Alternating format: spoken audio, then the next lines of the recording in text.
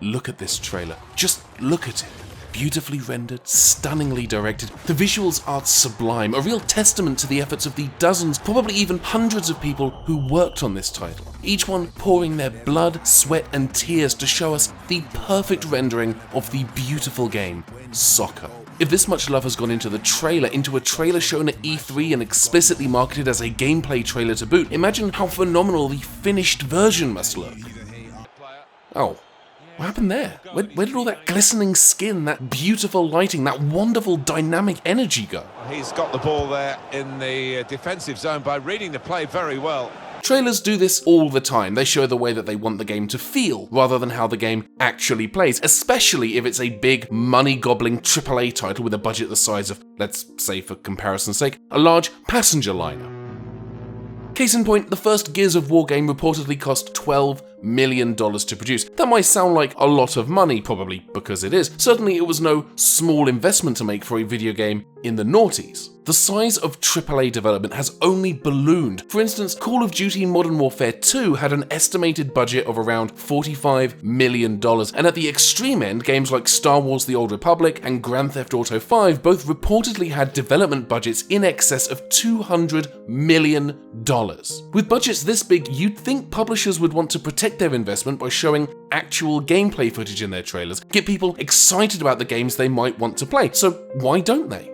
Well, it turns out there are a number of reasons why putting out a trailer that captures how they want people to feel when playing the game is a better choice than something that shows what the game is actually like. Least of all because the fact that assembling a trailer for a game that's still in development means you'd have to use unfinished footage that's not representative of the finished product. And though that's never hurt the film industry, games change rapidly during development, sometimes turning on a dime into something entirely new. Better to focus on tone than on gameplay, especially when putting gameplay first might be a tough sell when placed alongside other similar titles. Compare the launch trailer for the first Gears of War, which was lauded for its slow pace and haunting tone, while the version of the same trailer that was put out for the Ultimate Edition for the Xbox One. This trailer relies much more heavily on cutscenes from the game that paint a picture of a more action-packed experience, in part because, well, audiences know what Gears of War is now, so you don't have to sell them on feeling to get them to buy it. They know what it feels like to play. They've played it.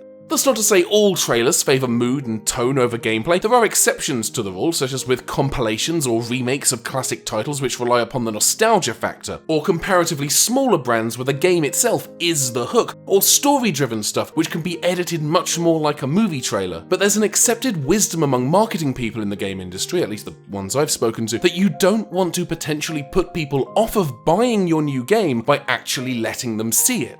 Remember that, because we'll be coming back to it later. There is, however, one thing that scares marketing people even more than a trailer containing gameplay footage, one thing that they are convinced actively turns people away from a new title, and they've got the figures to prove it. That thing? Well, it's video game demos, isn't it? Clues in the title of the video. Anyway, Thad, just roll the titles. Oh, for fuck, that's the show isn't even on this channel, Thad. That's an entirely different show from a different channel.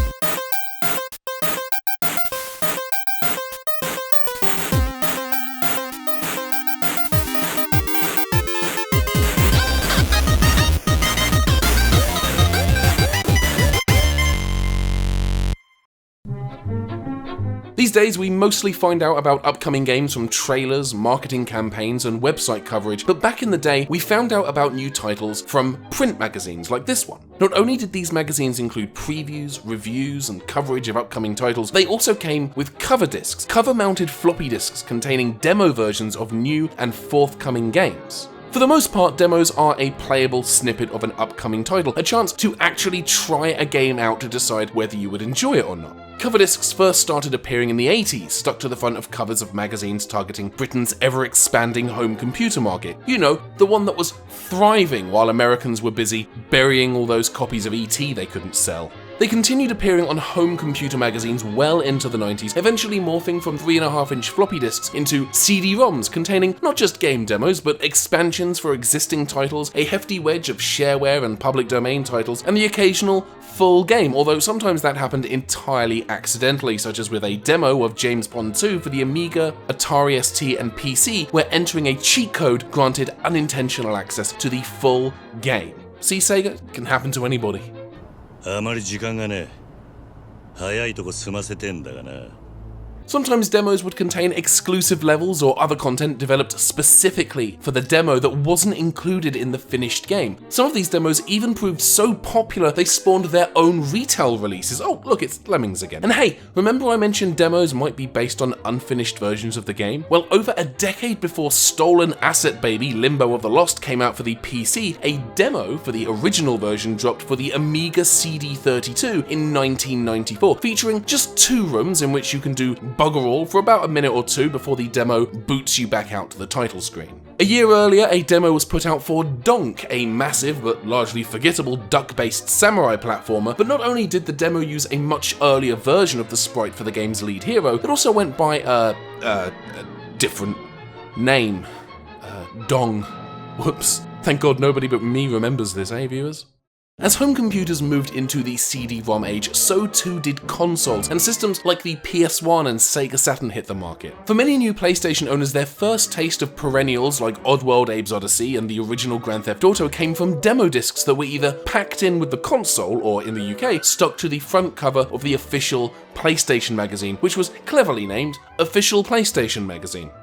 Demo discs didn't just stay stuck to magazines either. Some retailers offered demo discs at the register for virtually nothing, while others were packed in with other titles, such as the European PS1 release of Final Fantasy VI, which came with a demo disc for Final Fantasy X on the PlayStation 2, and there was a compilation of Worms games for the PC that came with a demo for the puzzle spin-off Worms Blast. Eventually things went and got all internety, and suddenly you didn't even have to bother leaving the house to get the latest and greatest demos beamed straight to your telebox. You could download them to your console. Storefronts for the Xbox 360 and PS3 even had dedicated areas for you to find the newest demos available. But the 360 did something that no other platform has done before, and no one has done since. Back before digital distribution was standard, Microsoft launched Xbox Live Arcade, an online marketplace for smaller digital titles. Originally launched on the first Xbox console near the end of the system's life, the platform relaunched alongside the Xbox 360, bringing with it a slew of smaller arcade-style titles, all priced at around $5 to $10, later expanding into larger titles, including revivals of beloved classics from days gone by, beefier sequels to smaller titles, and rock-hard retro-style platformers. Not to mention simplified spin-offs of retail releases, and of course, Telltale stuff. Hi, Mikey. But the beauty of Xbox Live Arcade titles? They don't come with demos. The games are the demos. Let me explain. When you visit the Xbox Live Arcade category of the 360 store, you're presented with a list of games you can buy. Each game can be purchased, or you can download a trial.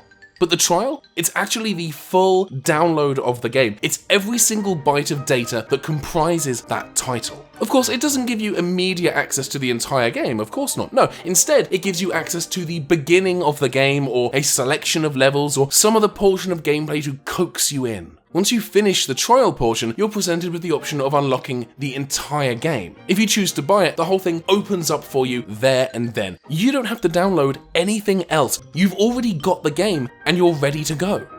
That is genius. Not only that, but it made sense. Early Xbox Live Arcade titles for the 360 had a maximum size of 50 megabytes, so a separate demo wouldn't have been all that much smaller. It also served as a sort of soft DRM to protect the game. The key data that tells the game that the full version has been unlocked is associated with your Xbox Live gamer tag, meaning you can't just log into someone else's console, download the game, and suddenly they've got a copy of it too. No, unless you're playing the game on your home console, the console your Xbox gamer tag is attached to, anyone else who tries to launch the game just gets the trial version. Genius. A game demo has a big task to accomplish. It has to pull the player in, give them a good time, but leave them wanting more, ideally so that they go out and buy the full version. Demos tend to be feature limited. For example, the shareware version of Doom contained the game's entire first chapter. That is 9 full levels, but omits 2 of the game's most powerful weapons. Giving away a full third of the game might sound crazy, and certainly by today's standards it is. When the game hit Xbox Live Arcade in 2006, only the very first level of the game was playable, but back then it worked. Doom went on to become one of the most popular games of all time, selling millions of copies in the 90s alone. Mind you, it also became one of the most pirated PC games of that decade, so, mixed results there. Doom's approach is an expanded take on a lot of game demos, namely including a section of the beginning of the game. The problem with that approach, though, is that if the demo is successful and the player winds up buying the full product, replaying that beginning portion can feel like a slog, especially if they've played through that demo a bunch. To that end, an ideal demo should be, well, like a movie trailer really, showing the player a representative grab bag of good bits from the game. Super Meat Boy is a game that accomplished this perfectly, with a spread of levels from across the game that are perfectly balanced, challenging but not too taxing, just enough to keep the player on their toes and wanting more. The demo for Batman Arkham Asylum actually does a bit of both, starting off with the opening fistfight at the beginning of the game before leading to a confrontation from much later in the game's opening chapter, giving a pretty solid idea of what general gameplay is like without spending too much time running down corridors or giving away certain plot elements. Then there's the CD32 demo of Team 17 Super Frog, included with quite a few of the company's CD32 games, which gives you the entirety of the game's circus world, but enter any password on the option screen and you can play the game's forest world too. Of course, if you finish the forest world, the game vomits you out into a mess of nonsense gibberish, meaning they didn't accidentally include the full game, unlike some other developers. It's a tricky line to walk, but much like a good movie trailer, a good balance of captivating content along with the promise that the best is yet to come is what makes a great demo, which in turn makes it a superb tool for marketing a game. In theory. By 2010, the demo was already beginning to fade away. Between the rise of internet video services like YouTube and game trailers and the disappearance of print magazines, meaning no more cover discs, demos of hot new titles were far and few between, replaced with, this. The dreams of which I'm dying are the best I've ever had. What does that mean? What does it mean? Yeah, well, it's a dream. How about this song? Mama's little baby loves shortening, shortening. Mama's little baby loves shortening bread. This, by the way, is a trailer for a game mocking a trailer for another game, which is the sort of thing that would have been largely impossible to do in the 90s. Demos aren't gone forever, mind. We still get the occasional demo here and there, like when a beloved franchise is getting a reboot or revival, but demos these days have mostly been supplanted by time-limited trials that grant you access to the full game for a handful of hours, or closed betas, which feel more like events than freebies. A demo is a demo. Anyone can download that whenever, but getting into a beta is a coveted prize. It's like winning a seat at the cool kids table if the cool kids were all running around shooting each other in the face with comically overpowered assault rifles. For marketing purposes, that's actually better than a demo, but more to the point, it's temporary, and it doesn't potentially eat into the sales of a new game, and that is the big fear, that putting out a demo to promote your game actively stops people from buying the game because the demo is enough for them. In fact, some of the marketing people I've spoken to tell me that putting out a demo can be downright toxic for a game's sales, so they just don't. Or if they do, it's launched a few weeks after the game has launched, where it's less likely to cannibalize launch window sales, but still might draw in an audience, captivating people who maybe hadn't considered buying the game before. Even then, putting together a demo requires resources. It may require new assets, new graphics, it'll almost certainly require new code, and that's time and resources that get taken away from development of the finished product. With that in mind, it's understandable why the game industry leans more heavily on trailers now, why companies prefer to spend those resources creating that feel, rather than showing you gameplay or letting you try it for yourself. Besides, with first look videos from gaming news outlets and streamers playing pretty much every game ever made all the time forever, there's no shortage of ways to see what a game is like before you buy it. There's really no need for demos anymore. But I'll always miss that sense of discovery that came with popping a cover disc into my Amiga and trying out a demo for the first time, or downloading the newest Xbox Live Arcade offerings. Sometimes you find your new favourite game, and sometimes you wind up buggering about with a samurai duck named after a weenus, but it was always a laugh finding out. That's a chapter of gaming history that seems to have come to an end.